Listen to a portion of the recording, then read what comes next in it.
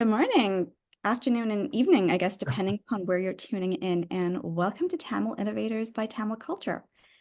Our guest today is Parthi Kandavel, and hopefully I haven't butchered the name. And he's had the honor of recently being elected and sworn into the City Council of Canada's largest city, Toronto. Parthi represents the Scarborough Southwest Ward. So congratulations, and obviously thanks for making the time to join us today.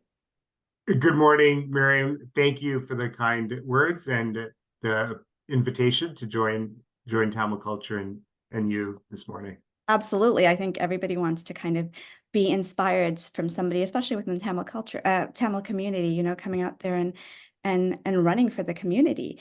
I guess first question is, how does it feel? And also, what's the size of the population that you represent today? Good question. So in 2018, viewers may remember Doug Ford shrank the size of council from 44 councillors to 25. So as a result, as a councillor, I represent the same constituency as a federal MP and provincial MPP. So it's about 110 to 120,000 people. Okay, awesome. That's Mhm. quite the number. So you've got quite the responsibility on your shoulders. So I wish you all the Yes. best. Thank you. I certainly feel that burden of responsibility. Well, listen, let's get down to Mhm. questions. I'm really excited to get to know you. So, Mhm. in Thank one word, what's the first thing you do when you get out of bed in the morning, especially now that you have a new role? you. It's nothing, great. It's wash my face, take a shower, get ready for the day, and use that time to kind of, think about the major themes of the day and the major pieces I want to accomplish. Okay, so there's no agenda that hits your cell phone every morning where you're like, okay, I got to look at this first thing. Ideally, I'm doing that the night before, so I'm ready to go. And the main task is getting mentally ready for the day. Okay, cool. Who's your political role model? Oh, good question. I would say, I think with every leader, there's always, pros and cons, and no one's perfect. I would say Gandhi was somebody who I think played an important role in, though he wasn't a politician, he was a political leader for India's independence. Okay, Mhm. it's a book you'd recommend we all read. Oh, I guess from a political lens, Dreams from My Father by Obama was a very powerful memoir of the intersection of politics, race, and society. Okay, and here's a heavy one. Mhm. Biggest problem you think the world is facing? Uh, uh, the reality of complexity. There is, multiple interests and perspectives on any given issue. And I think the tendency to make things black or white and good and bad is not helpful in understanding the context of why people come to a conflict. So being able to think critically and see the different layers to any problem and appreciating the interests and perspectives of different nations or groups is very important. That's funny, you say complexity, like it's a complex answer to the question. So totally appreciate that. All right. Probably the most important question I will ask you of the day because I'm a foodie. Favorite Mhm. place to eat in Toronto and what is a must order?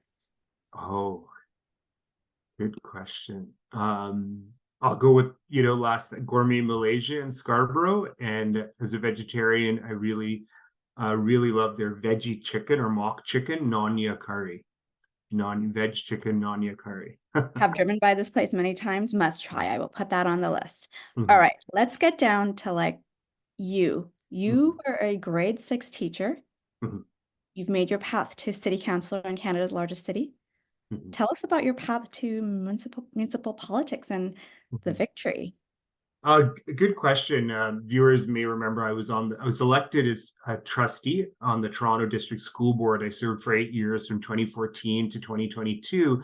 But initially, I ran in 2010 when I wasn't successful. But that was at a time when uh, public education was going through much debate. And one of the reasons I decided to run for school trustee was that the sitting trustee at the time was supportive of an idea that I thought was antithetical to good governance, especially in a diverse society.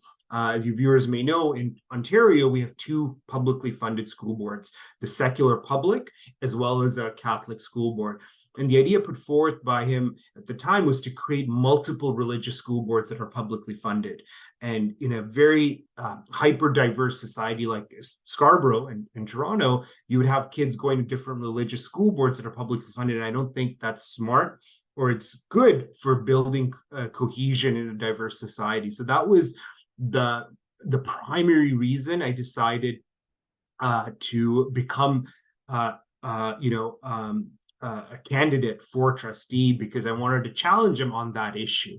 I wasn't successful in 2010, but in 2014, I was elected in a time when the Toronto District School Board was going through a period of dysfunction. The media were covering the challenges before not just the trustees, but even senior staff at the school board that was not good governance practices, and it was very dysfunctional. So I came in at a time of reform. So that was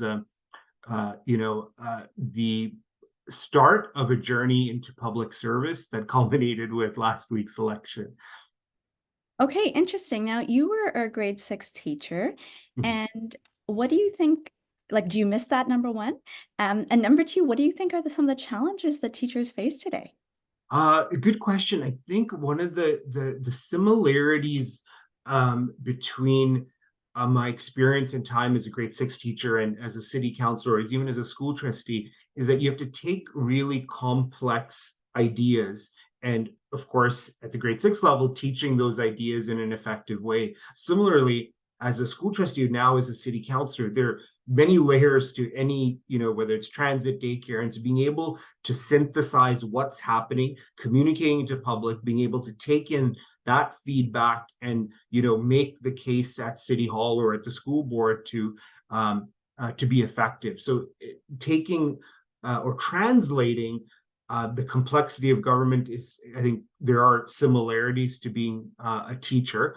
Right now, looking back, I think there's a comic that many teachers often get a good chuckle out of, is a scene out of the 60s where the parent is with the teacher behind the desk saying, how did you get this mark, right? And then fast forward to the 2000s or the 2020s or the last generation where the parent is with the kid yelling at the teacher, how did we get this mark, right? So I think that at the heart is good teaching practice, and good culture is when the teacher and the parent are working collaboratively together, not so much to isolate the kid, but working in a partnership with the student at the center to increase performance, whether it's student character or academic. So I think that is incredibly important for a good public or any teaching for that matter, right? So I think that's the greatest challenge, which we need, I think, as a teacher for 12 years, is where we can improve upon. Yeah, I think the jobs of teachers have gotten so much harder, and that takes out, just leaving out even the challenges we ran into with COVID. So shout out to teachers and to your past career. But you just, you talked about not making it around the first time when you wanted to run for school trustee, and also, not obviously being able to push your agenda and kind of make the successful vision change that you wanted to. But also when you ran for city council, you ran last year, I believe, and Yes. didn't win. So you experienced a defeat, and, defeat is part and parcel of life. So, no judgment there by all means. But what prompted you to pursue another election campaign? Like, it is a daunting task and it is a lot of work. So what prompted you to pursue this second campaign, and what lessons did you learn? I think there are a couple of things that motivated me to get back in the ring. We saw a few months ago Toronto go through a mayoral by-election, right? And Olivia Chow is That's right. somebody who I've got history with, worked with her more than 10 years ago. And I think the wave or the hope that came with her election provided a sense of, well, when I ran last year, I ran against, you know, the former mayor's budget chief, who was, of course, a prominent figure in Toronto politics. So with the balance of power changing to a different mayor who came in with a new hope, I think that allowed me to connect with many communities that were looking for my voice last year and wanted me to be the community's representative again in this race. So that played an important role in making that decision. And also, we're seeing tremendous change happening to Scarborough, where we've got home to one of the largest Tamil communities in Canada, and those changes are going to have long-lasting impacts. And having a voice that grew up in Scarborough, I think resonated with a lot of people, having, taught in Scarborough vast majority of my life in here, and understanding our interests, coupled with the voice I brought to the Toronto District School Board. For example, when I came in 2014, there's very few French immersion sites in Scarborough. So when any government makes investments in resources or programming, like in this case in education, the who gets what is ultimately the foundation of what a government does. And what we saw was chronic underinvestment in Scarborough in French immersion. I was able to bring in almost 6 new sites in total for South Scarborough as a result of my leadership. So when you take that dynamic and you extrapolate it to city-run services, whether it's daycare sites, transit, public in social infrastructure like community centers and libraries, you see a similar trend of underinvestment of Scarborough. So that was an incredibly important motivation for me to run again, was to be a strong voice, to see appropriate and equal, forget equitable, but just even equal treatment when it comes to city-run services. Okay, and so what are your goals for education? Because it's so close to your heart, obviously.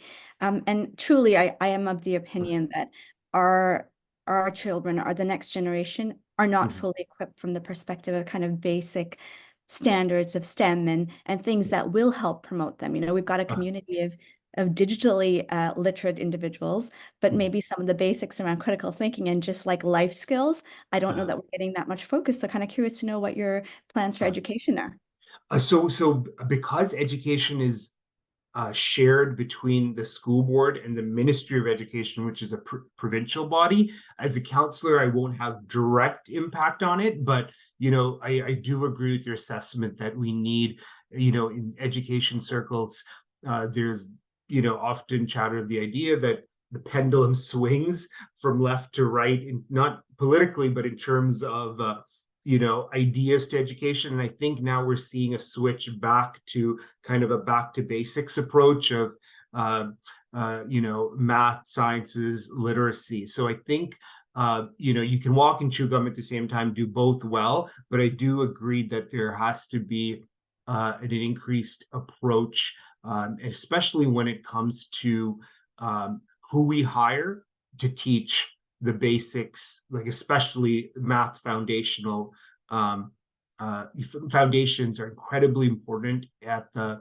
junior grades, which are grades 4 to 6, and then of course intermediate 4 to 8. Because when I speak to friends who are high school math teachers, they see that they're missing skills that make it more challenging to teach the deeper STEM subjects. So at a provincial level, I think there's room to review how we hire and train teachers. Listen, I'm coming from a place where I had to hit my mid-30s before I learned how to like change a light bulb. So I truly believe life skills are important. So I'm going to throw that out there and hopefully you'll make that a priority in any of the conversations that you have. All right. So look, this is a big responsibility. And I know you've had some experience in the political space, having been a trustee of the school board. But what kind of preparation did you undertake to run for this role? And how and when were you confidently able to say, you know what, I'm truly ready for this and I can fulfill the responsibilities I'm undertaking, because it's 120,000 people. It's not a Mhm. joke. Yeah. I think one of the main factors that led to my success and why I was able to appeal to a large number of communities, is that they saw me as being a non-partisan candidate, and they saw that I was devoid of political ideology. I wasn't backed by any political party machinery. So an important thing about municipal governance that's not widely known, that it was created intentionally without political party involvement. And the idea behind that was for the communities to elect representatives of the people, not a representative of a political party. So that was foundational, because when you look at the candidates who are running against, especially 2, 3, 4, 5, 6, they were all backed by a party in differing capacities. I, in fact, had elected members from all parties support me in different capacities, whether it's the NDP, Liberals, or Conservatives. And I think that was instrumental in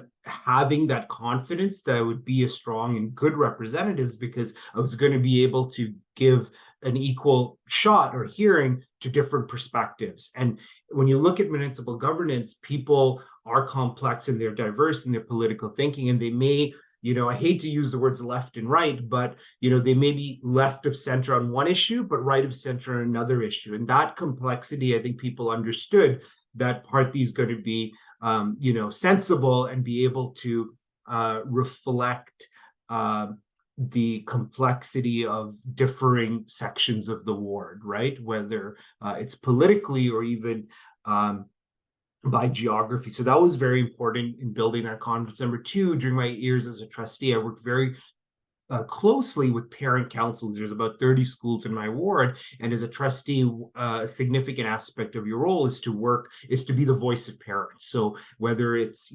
facility issues, program issues, being able to have the confidence of parent councils, and every year and sometimes subsequent years you have a leader amongst the parents called the chair of the parent council. Having their endorsement from all corners of the neighborhood was very important, because people saw me as a proven and known quantity that has had success leading and being a champion for local or in that case, parent interests. So having their endorsement going out to their respective neighborhoods saying, hey, we worked with Parthi, he's been excellent, he's been a great advocate, helped build my confidence and also inspire confidence in the voters to say Parthi can now take that skill set and apply it at city council level. So those are the two biggest factors, I would say, that gave me the confidence to say, hey, I'm ready for this job. Okay, so if you had to give me one skill that's really important to be a politician, Yeah. what is that? And number two, we all have imposter syndrome. Mhm. What scares you most about this journey?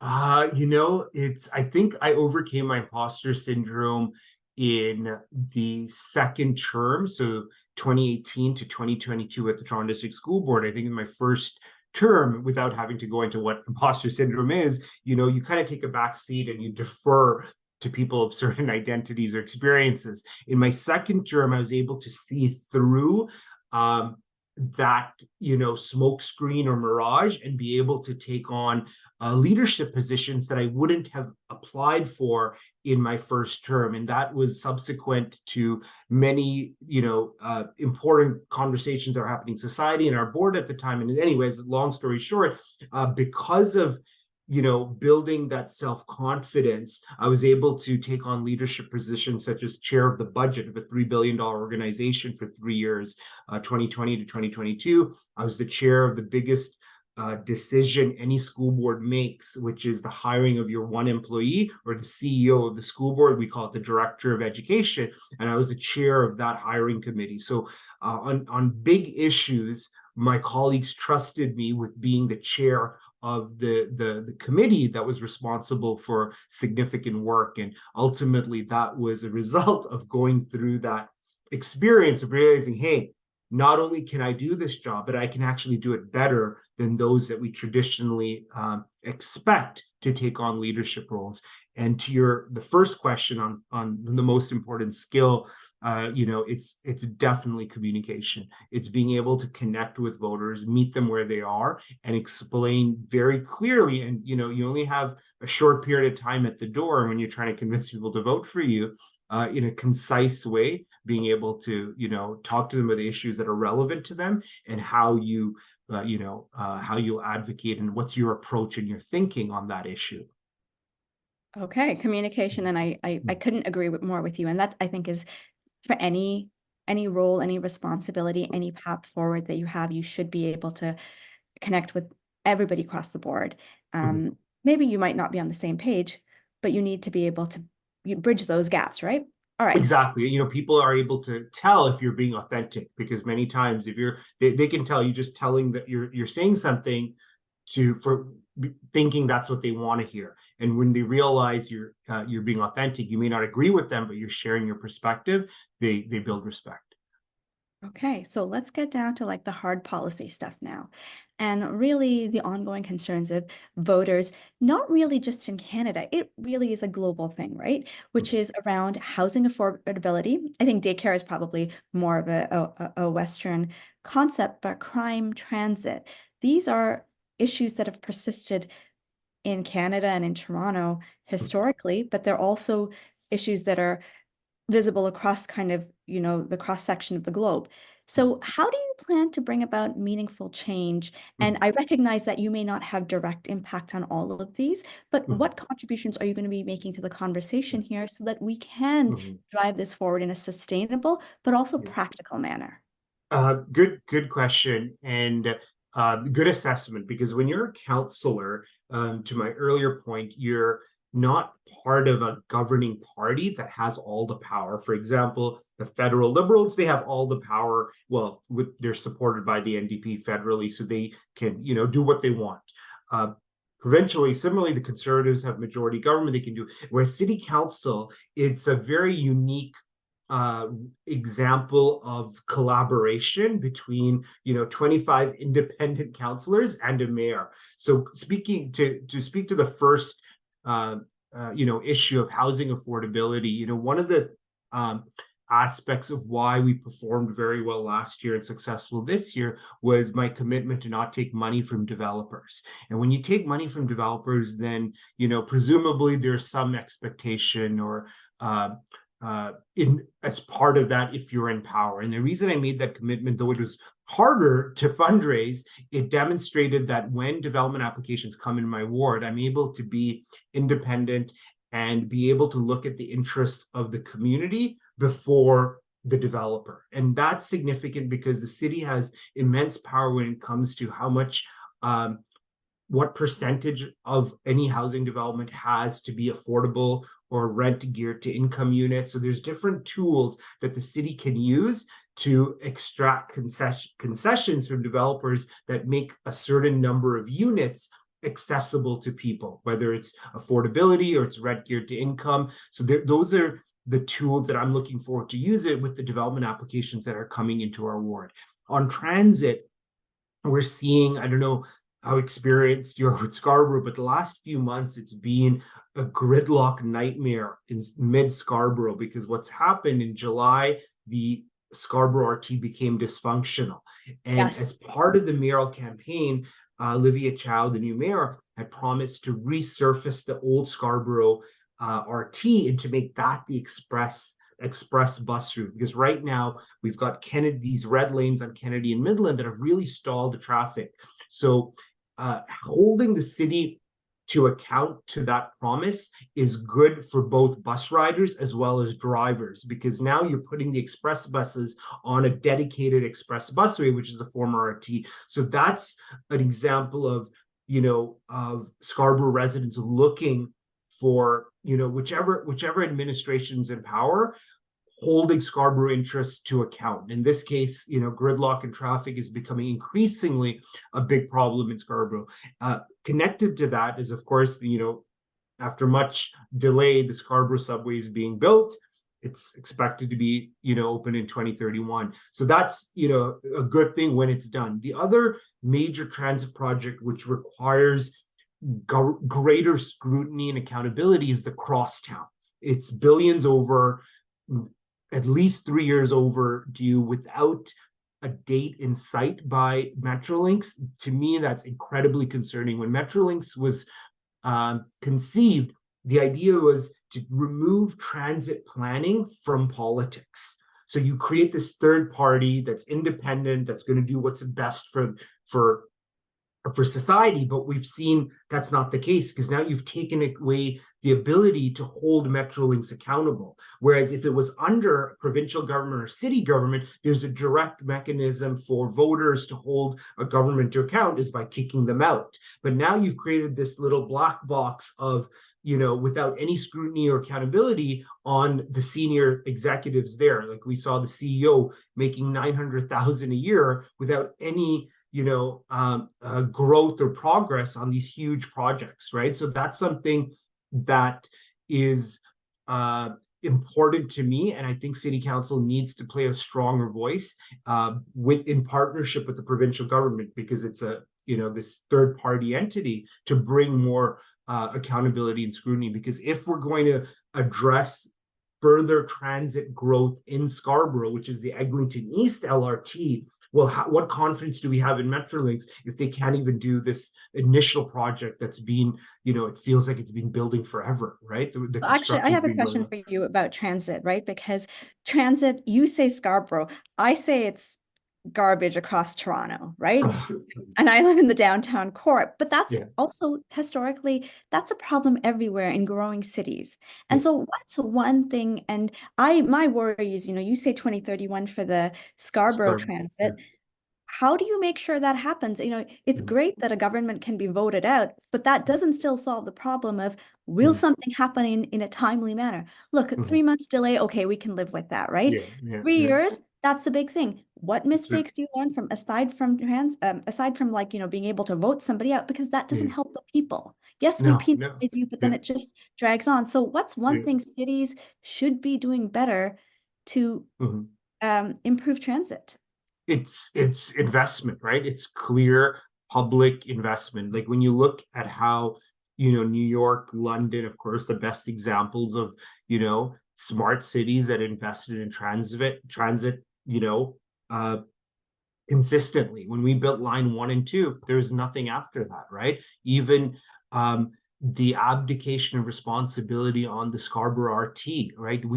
Governments knew that its lifeline was coming down at any moment. There wasn't plans put in place to either resurface it or even extend the life of the RT. And now, so that's the perennial question: how do we ensure good governance, right? And as Churchill said, it's the least worst form democracy, right? But coming back to the cross-down, it's a perfect example that we need greater scrutiny, accountability on decision makers, whether they're elected or senior public servants.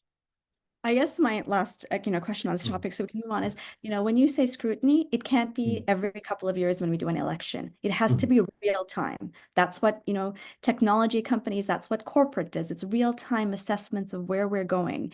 And that I would be curious to know is how we Mhm. can implement that in government.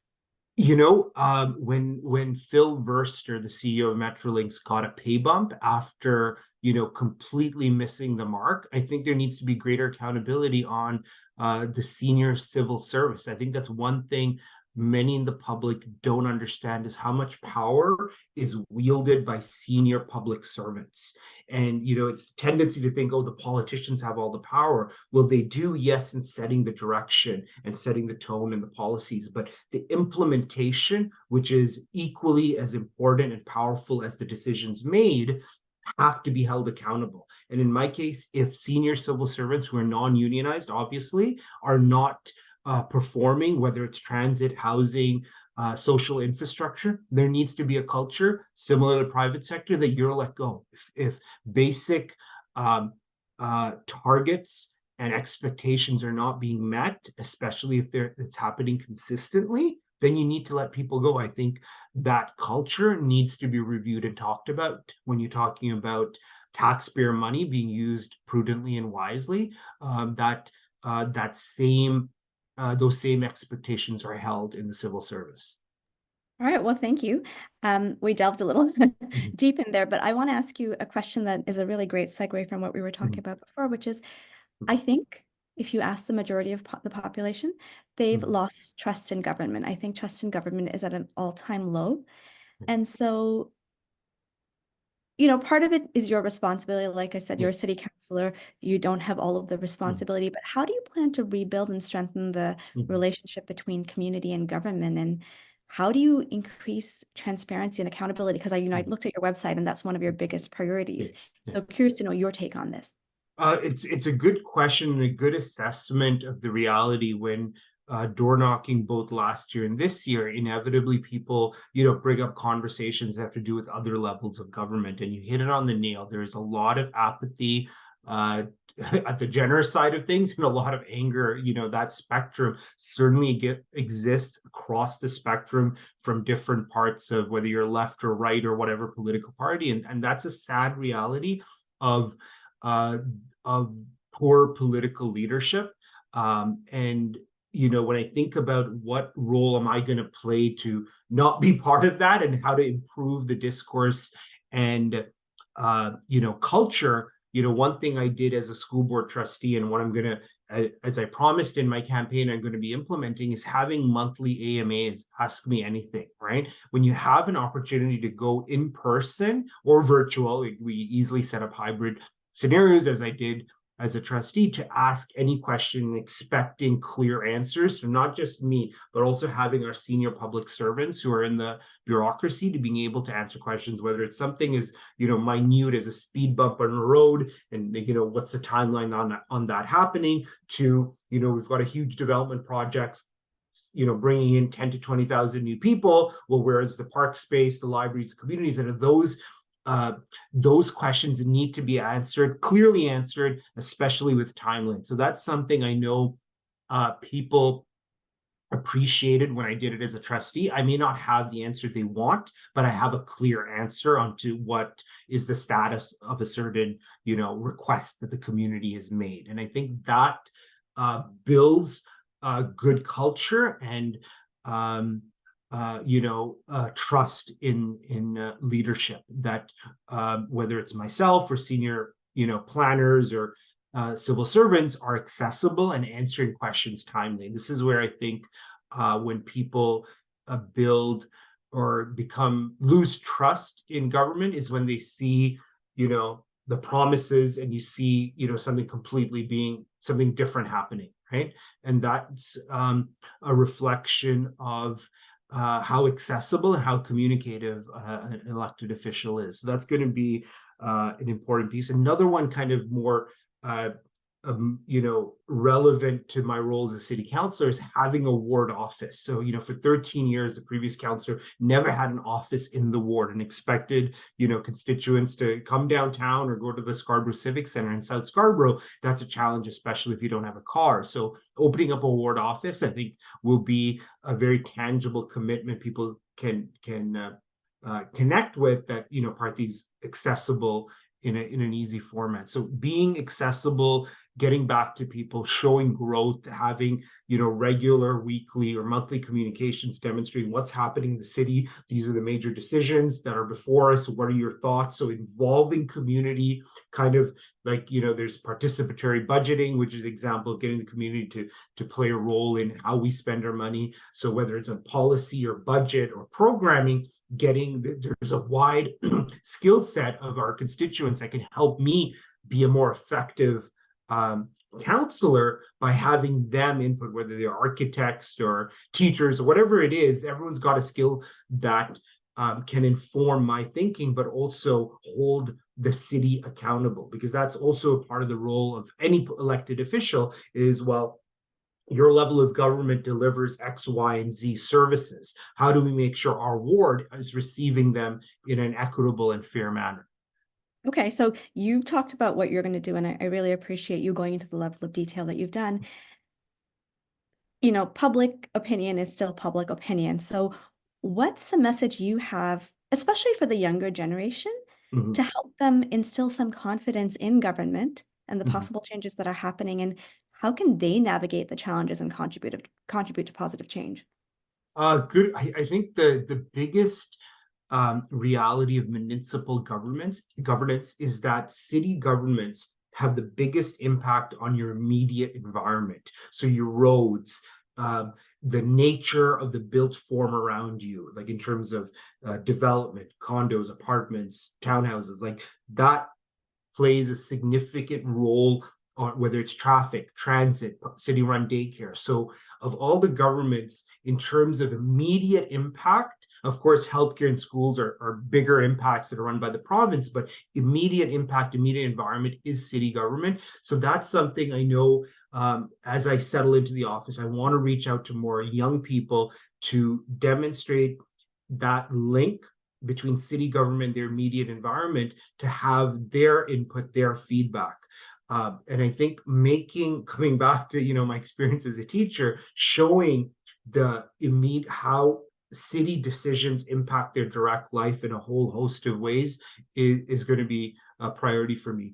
On the question of public service and loss of trust or faith, I think we come from cultures that speak to the importance of public service, right? And that is a form of karma. You're putting out good work there because the nature of your work is public oriented. It's not personal profit, that you're doing something that's benefiting society and the local community. So I think that is my 2 cents for those who are considering a life in public service, that you're spending every minute of your day not for personal profit, you're spending it towards improving society, whether it's a program, it's a policy, whatever it is that you do in public service, that there's a deeper purpose and gain to be had. Okay. Okay, Right. so you are a firm believer in in public service and engaging in politics. So, coming to the Tamil community specifically, why do you believe they should get more involved in politics and run for positions at different levels? Because, getting involved in politics can mean different things, but Mhm. specifically why they should run for positions at different levels of government. Good question. I think, making that decision of running and being a candidate is a very difficult one. I think, when I look back at my kind of trajectory, I think, and for many, it's getting involved on local advocacy issues. And I think that's something where I'm excited to engage, especially with the young Tamil professional community, is demonstrating, as I mentioned earlier, about the impacts of city decisions on their immediate lives. So getting involved on a certain topic or a certain issue that's pertinent to their interest is incredibly important. And young people have got obviously energy, time to lead campaigns that are issue specific. And I think that teaches a multiple skills, because you're doing communications, you're doing organizing, you're doing writing. There's so many different aspects to build skills that are transferable. Number two is that it gives you a sense of the work behind public in an elected public service capacity, and the responsibility behind it, and also the complexity that comes behind how you balance multiple interests. So that's something I would recommend for young people who are considering going down the political path, is to get involved in local campaigns that are not necessarily political in nature, but on issue-based ideas, right? Like, for example, holding the city to account on building the Scarborough Express busway, so we take off those red lanes on Kennedy and Midland, because that's something that impacts the quality of life for so many of us in Scarborough. And lastly, as they make that decision, when I made the decision to run for school trustee in 2010, I actually made the decision in 2008, and getting advice and mentorship is so important. It's something I see, the saying "only fools rush in" is exists for a reason. You've got to build a really strong understanding of what it takes to win, but also be the relationships you need with multiple stakeholders, especially in Toronto, where the wards are very big, whether for school trustee or city councillor. Party politics is a different topic, because that's a completely a different game in terms of getting the trust of a political party to for you to be the representative. But at the school board and city level, where parties don't exist, at least visibly, it is a lot of hard work in understanding the issues, connecting with the community, but also learning from others, especially those who've been elected. So I think mentorship is a concept that's existed for so long in so many communities and cultures. That is, I think, central to gaining, being able to get elected. Well, listen, I hope you're an inspiration for the Tamil community to get more active. They're very present in the business and corporate and private sector, and I hope that their voice is more visible going forward, and that you inspire many new members of the next generation. Thank you, Maryam. Yeah. All right, I'm going to end off with the last question. And I know you've only been in your job, in this particular job of the political realm, for the past week and a half, but how has your life changed? And what do you think you're going to do to stay more grounded and still be connected to family life? Because and to the Tamil community, because I know you have a young daughter. I'm sure your other boss, the wife, also demands some time. And listen, I'm a true believer that you should never forget where you come from and the people who help you rise. And I'm sure lots of people subscribe to that belief. So would love to know just what your, number one, how your life has changed, and number two, what you're planning to do to stay grounded. It's when I was a trustee, it was a part-time role. So I was a full-time teacher and part-time trustee. So the idea of having 16-hour days is not new to me. But now the impact you have is in a number of files that impact society. So being able to stay grounded and balanced is the key to having a longer life in politics or public service. So carving out time, now it's at a full-time capacity and I'll have staff to support me in this, carving out time to exactly to your point, spending time with my family, particularly my daughter, who I saw very little during a very intense 3-month campaign, is a priority for me, is in making sure, and the power of saying no. You get invited to a lot of events, right? And people want to meet, and you've got to be able to, and this is why our experience plays an important role. It's very easy to say yes to people, and many times when you're an elected political figure, you want to say yes because you want to stay popular, you want to be liked, you want to be reelected, and you think saying yes is the way to reelection. But I think in order to be balanced, grounded, and to be an effective councillor, you have to have time with your family and to be a regular person, quote unquote, right? So that's that's going to be very important to me as I continue this journey. Well, listen, it's been lovely talking to you. I've really enjoyed getting to know you, but more importantly than anything, for you as well as for the people of Scarborough and, eventually Toronto, because every change that's made in one place can be inspirational and be impactful elsewhere. I wish you all the best, and I can't wait to, catch up with you in a year or so and say, hey, how did this go? What have you learned and what have you done? Yes, likewise. I'm looking forward to, where my thoughts are a year from now. A All lot right. happening. Thank you, Maryam, for having me. I really appreciate the thought-provoking questions and the back and forth. Thank you. Of course, and look forward to having everybody back on the next episode of Tamil Innovators.